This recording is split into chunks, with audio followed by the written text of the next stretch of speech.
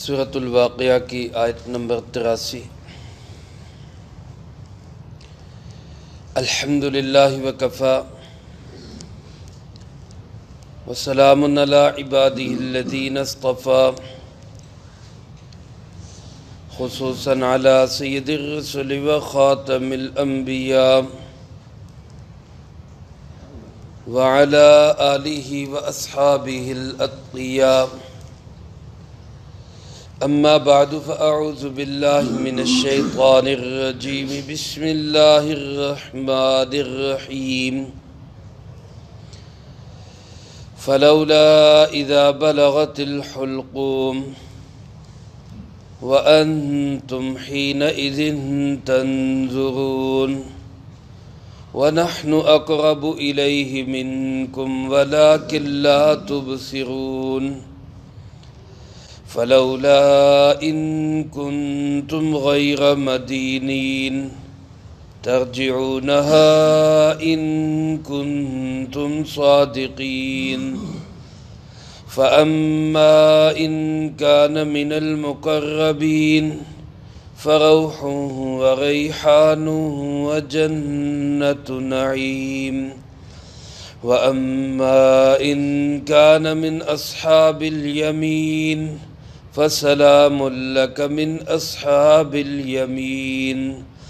واما ان کان من المکذبین الضالین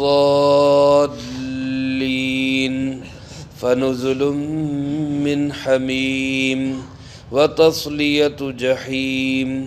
ان ھذا لہو حق الیقین فسبح باسم ربک العظیم۔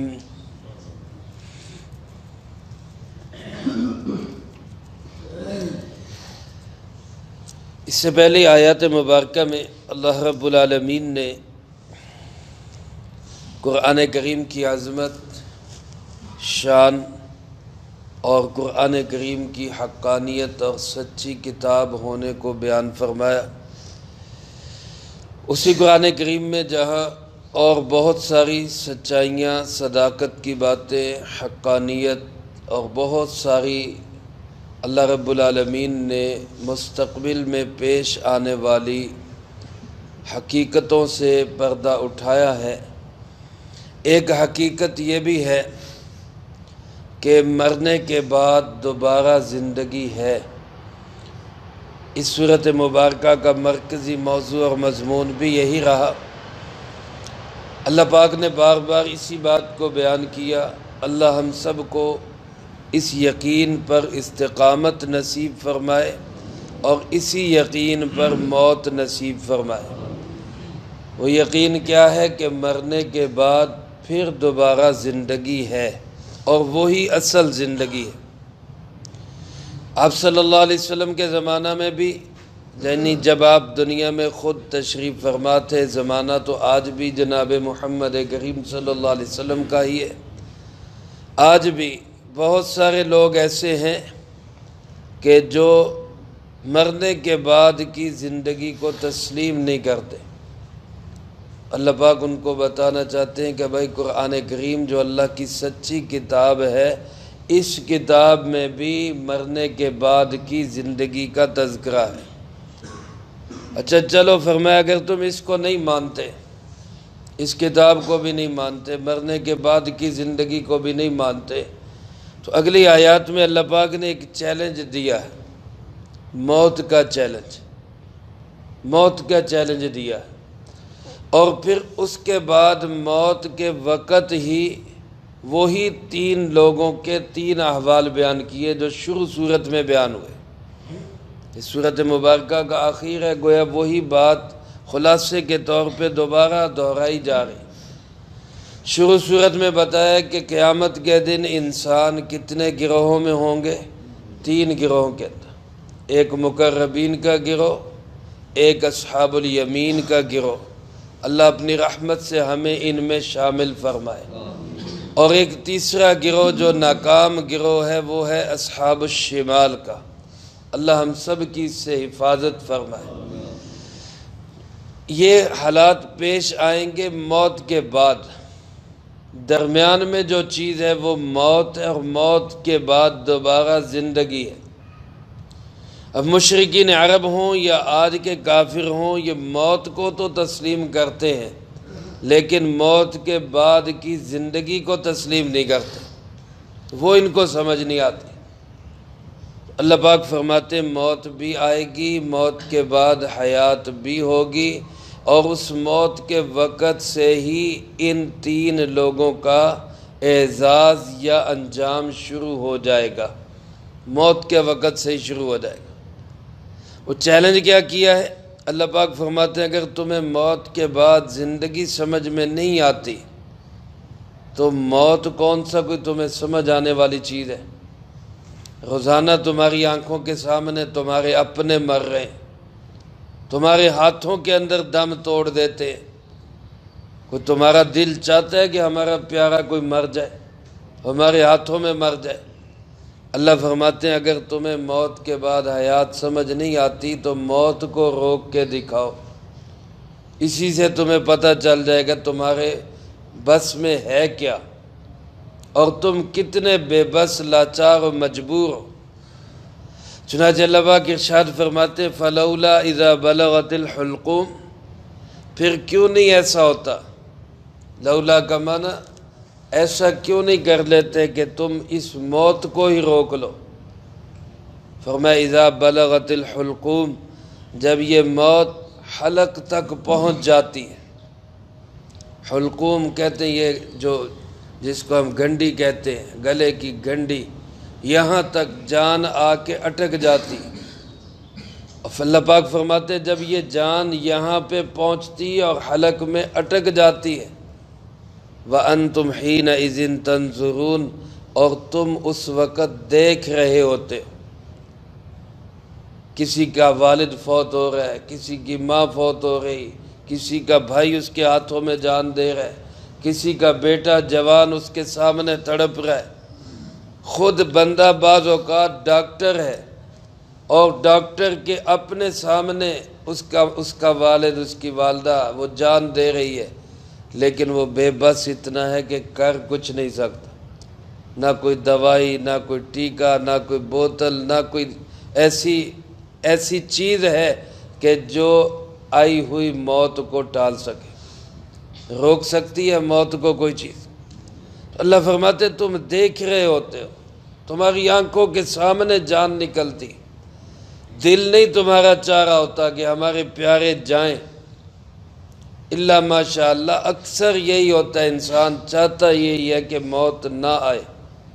اگر موت کی تیاری کی ہو تو وہ الگ بات ہے، پھر تو موت محبوب ہوتی ہے، لیکن موت کی تیاری نہ ہو اور بالخصوص اپنی آنکھوں کے سامنے مر رہے ہوں تو دل یہی چاہتا ہے کہ موت نہ آئے اس کو۔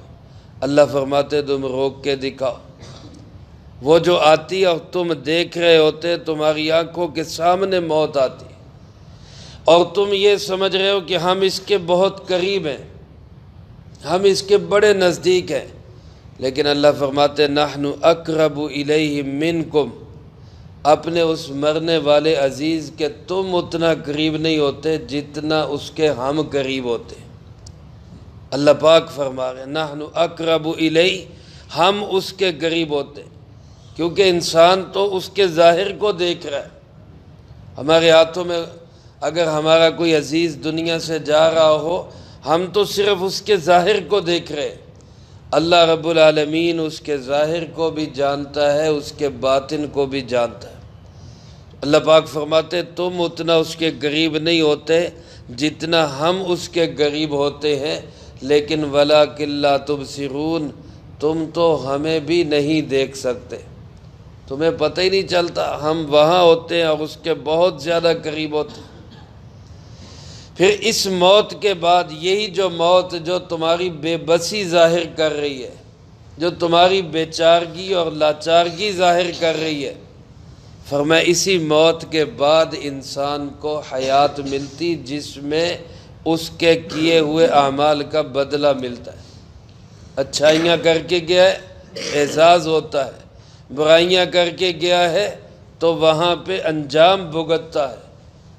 اللہ پاک فرماتے فلولا ان کنتم غیر مدینین، اگر تمہارا ذہن یہ ہے کہ تمہیں کوئی بدلہ نہیں دیا جائے گا، کسی چیز کا حساب کتاب نہیں ہوگا، اگر تمہارے ذہن میں یہ ہے کہ ہم نماز پڑھیں نہ پڑھیں، روزہ رکھیں نہ رکھیں، ہم ظلم کریں، زیادتی کریں، عدل کریں، انصاف کریں، صبر کریں، تواضع اختیار کریں، ہمارے کسی عمل کا کوئی بدلہ نہیں، وہاں پہ کوئی بدلہ نہیں ملے گا، تو اللہ فرماتے ترجعونہا، پھر ذرا ہمت کرو نا، اس روح کو لوٹا کے دکھاؤ، یہ جو روح نکل گئی اس کو لوٹا کے دکھاؤ۔ جب ایک دفعہ جسم سے روح نکل جائے پھر اللہ کی ذات کے سوا کوئی اس کو لوٹانے والا نہیں۔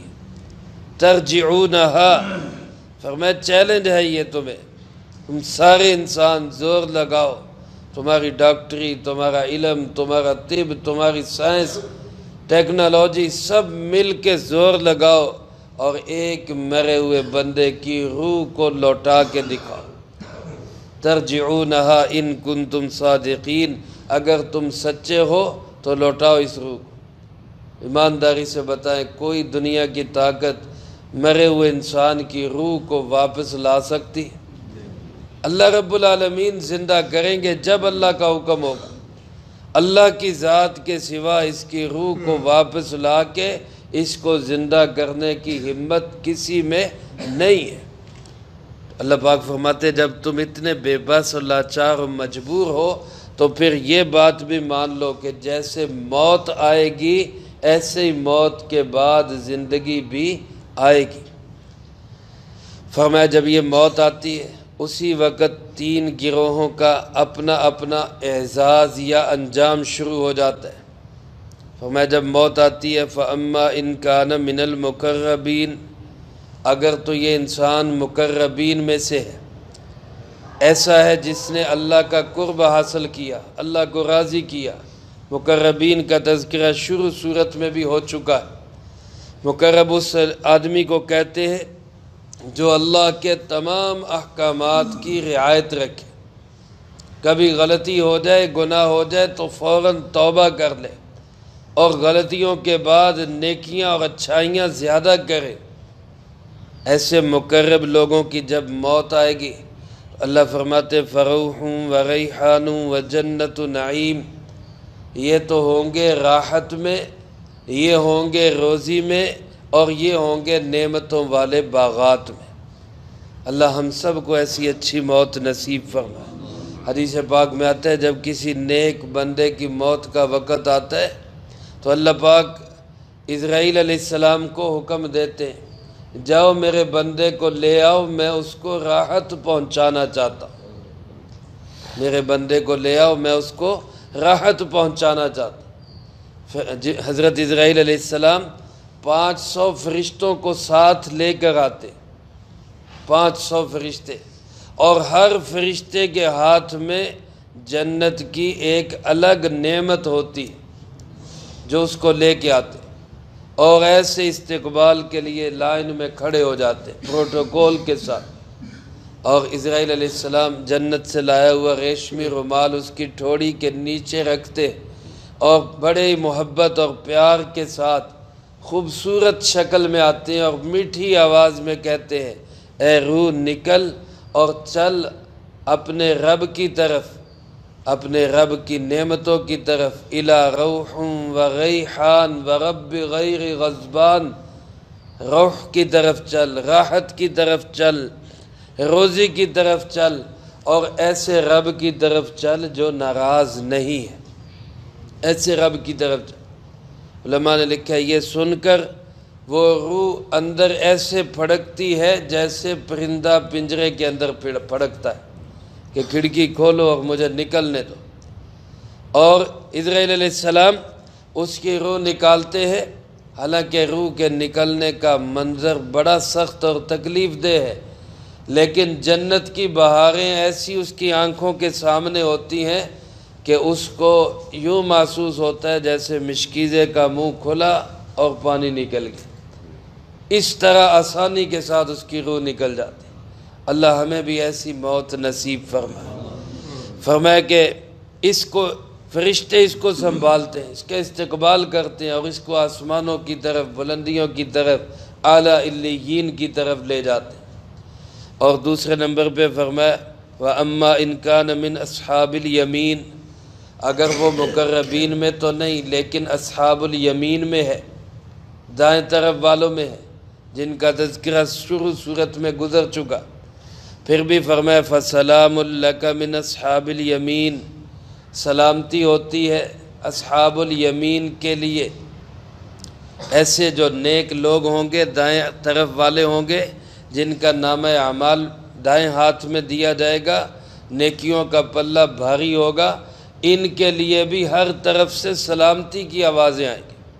فرشتے بھی سلام کریں گے، اسرائیل علیہ السلام بھی سلام کریں گے، حضرت اسرائیل علیہ السلام کے بعد آسمانوں پہ جائیں گے، آسمانوں کے فرشتے بھی سلام کریں گے، رب العالمین کی بارگاہ میں پہنچیں گے تو اللہ پاک بھی اس روح کو، نیک روح کو سلام کریں گے، سلام قولا من رب الرحیم۔ یہ بھی اچھے لوگ ہیں، اللہ ان میں بھی ہمیں شامل فرما دے۔ تیسرے نمبر پہ فرمایا وَأَمَّا إِن كَانَ مِنَ الْمُكَذِّبِينَ الضَّالِّينَ، رہے وہ لوگ جو جھٹلانے والے گمراہ لوگ ہیں، جنہوں نے اللہ کو جھٹلایا، رسول اللہ صلی اللہ علیہ وسلم کو جھٹلایا، قرآن پاک کی تکذیب کی، مرنے کے بعد کی زندگی کو تسلیم نہیں کیا، حق جب سامنے آیا اس کو ٹھکرا دیا اور گمراہی کے راستے پہ چلتے رہے۔ اللہ فرماتے فَنُزُلٌ مِّنْ حَمِيمٍ، ان کی مہمان نوازی ہوگی کھولتے ہوئے پانی کے ساتھ، ان کی مہمان نوازی گرم اور کھولتے ہوئے پانی کے ساتھ ہوگی۔ یعنی جب بھی مہمان آتا ہے تو پہلے پانی پیش کیا جاتا ہے، اس کو کوئی فوراً شربت یا جوس پیش کیا جاتا ہے، سردی کا موسم ہو تو چائے پیش کی جاتی ہے، لیکن وہاں جہنم کے اندر ان جہنمیوں کو مہمان نوازی کے طور پہ سب سے پہلے جہنم کا گرم اور کھولتا ہوا پانی پیش کیا جائے گا۔ اللہ ہم سب کی اس سے حفاظت فرمائے۔ سورۃ محمد صلی اللہ علیہ وسلم میں اللہ پاک نے ارشاد فرمایا فَسُقُوا مَاءً حَمِيمًا فَقَطَّعَ أَمْعَاءَهُمْ، گرم کھولتا ہوا پانی پلایا جائے گا جس سے ان کی انتڑیاں تک کٹ جائیں گی۔ اور فرمایا کہ وَتَصْلِيَةُ جَحِيمٍ، پھر اس کے بعد جہنم میں جھونک دیا جائے گا، جہنم میں ان کو پھینک دیا جائے گا۔ اور اللہ فرماتے اِنَّ هَذَا لَهُوَ حَقُّ الْيَقِينِ، کتنی تاکیدوں کے ساتھ فرمایا۔ فرما کون رہا ہے؟ اللہ رب العالمین، سچوں کا سچا، سب سے بڑا سچا، جس کو صرف کہنے کی ضرورت ہے۔ بعض بندے ہوتے ہیں نا بات کے اتنے پکے ہوتے ہیں، وہ کہہ دیں جی ٹھیک ہے یہ ہو جائے گا، تو بندہ کہتا ہے یار بس اب اس نے کہہ دیا نا اب ہو جائے گا، اس نے کہہ دیا، بات کا بڑا پکا ہے۔ لیکن پھر وہی بات کا پکا انسان تاکید کے ساتھ کہے بھئی یقین کرو تمہارا کام ہو جائے گا، تو بندے کو اور تسلی ہو جاتی ہے۔ یہاں سچا بھی ہے، سب سے سچا بھی ہے اور بات کا پکا بھی ہے۔ اللہ رب العالمین لا یخلف المیعاد، اپنی بات وعدے کے خلاف نہیں کرتا، اور وہ اللہ کتنی تاکیدوں کے ساتھ فرما رہا ہے اِنَّ هَذَا لَهُوَ حَقُّ الْيَقِينِ، تین چار تاکیدوں کے ساتھ فرمایا یہ بات یقینی ہے، حق ہے، حق الیقین ہے، یہ یعنی بالکل پکی ٹھکی بات ہے، یہ ہو کے رہے گا۔ میرے عزیز دوستو، یہ تین گروہ اللہ پاک نے اس صورت مبارکہ میں بیان فرمائے۔ حضرت حذیفہ رضی اللہ تعالیٰ عنہ نبی کریم صلی اللہ علیہ وسلم کے رازدان صحابی، جب ان کی موت کا وقت قریب آیا تو رونے لگ گئے۔ پاس بیٹھے ہوئے عزیز و اقارب، دوست، احباب، شاگرد جو تھے، انہوں نے کہا کہ حضرت خیریت، طبیعت ٹھیک، آپ موت سے تو نہیں گھبرا گئے؟ فرمایا کہ نہیں، موت تو مجھے سب سے محبوب ہے، موت تو مجھے بڑی محبوب ہے۔ صحابہ اکرام موت سے محبت کرتے تھے کہ آخرت کی تیاری کی ہوئی تھی۔ فرمایا موت تو مجھے بڑی محبوب ہے، رو اس لیے رہا ہوں کہ پتہ نہیں اللہ کی رضا کے ساتھ جا رہا ہوں کہ اللہ کی ناراضگی کے ساتھ جا رہا ہوں، اس لیے رو۔ صحابی رسول ہے، نبی کریم صلی اللہ علیہ وسلم کے رازدان ہے، اس بات پہ ہمیں بھی اپنے آپ کو تیار رکھنا چاہیے۔ موت تو آنی ہی آنی ہے، پکی بات ہے، یہ حالات پیش آنے ہیں۔ اللہ کرے جب موت آئے تو اللہ کی رضا پہ ہماری موت آئے، اللہ پاک ہم سے راضی ہو۔ فرمایا یہ حقیقت ہے اور یہ ہو کے رہے گا، لہذا اے نبی کریم صلی اللہ علیہ وسلم فسبح بسم ربک العظیم، تسبیح بیان کرو اپنے پروردگار کے نام کی جو بڑی عظمتوں والا ہے، بڑی عظمتوں والا۔ سبح اسم ربک العظیم، علماء نے لکھا ہے جب یہ آیات نازل ہوئی تو رسول اللہ صلی اللہ علیہ وسلم نے فرمایا اجعلوها فی رکوعکم، اس تسبیح کو اپنی نماز کے رکوع میں رکھ دو، یعنی رکوع میں پڑھا کرو۔ اس لیے رکوع میں کیا پڑھا جاتا ہے؟ سبحان ربی العظیم، پاک ہے میرا پروردگار جو بڑی عظمتوں والا ہے۔ اور جب سبح اسم ربک الاعلی، سورۃ اعلیٰ کی آیات نازل ہوئی تو آپ نے فرمایا اجعلوها فی سجودکم، اس تسبیح کو اپنے سجدوں میں اختیار کر لو۔ اس لیے سجدے میں پڑھا جاتا ہے سبحان ربی الاعلی، پاک ہے ہمارا پروردگار جو بڑا ہی بلند ہے۔ تو یہ تسبیح بڑی قیمتی چیز ہے۔ تو میں سبحان اللہ و بحمدہ سبحان اللہ العظیم، یہ دو کلمات اللہ کو بڑے محبوب، بڑے پیارے۔ اور سبحان اللہ العظیم یہ بھی انسان پڑھتا رہے تو اللہ کا ذکر ہے اور بہترین برکات والا ذکر ہے۔ اللہ کے نام کی تسبیح اور پاکی بیان کرنے کا حکم دیا گیا۔ فرمایا ایک دفعہ جو بندہ پڑھتا ہے سبحان اللہ، جنت میں اس کے لیے ایک درخت لگ جاتا ہے۔ اور جنت کے درختوں کا حال اللہ کے محبوب صلی اللہ علیہ وسلم نے فرمایا اتنے بڑے درخت ہیں کہ ایک گھوڑا 100 سال اس کے سائے میں دوڑتا رہے، سایہ ختم نہ ہو۔ صحیح احادیث میں یہ بات موجود ہے۔ اور جنت کے درخت لگتے کس سے ہیں؟ سبحان اللہ سے، الحمدللہ سے، لا الہ الا اللہ، اللہ اکبر سے۔ اس لیے ان کلمات کو کثرت کے ساتھ پڑھنا چاہیے۔ اللہ مجھے آپ کو سب کو توفیق نصیب فرمائے۔ سورۃ الواقعہ مکمل ہوئی، اللہ اس کے دروس کو اپنی بارگاہ میں قبول فرمائے۔ اللہم لک الحمد کما ینبغی لجلال وجہک وعظیم سلطانک، اللہم لا احصی ثناء علیک انت کما اثنیت علی نفسک، اللہم لک الحمد۔ اللہ پاک صحت نصیب فرمائے۔ اللہم لک الحمد کما ینبغی لجلال وجہک وعظیم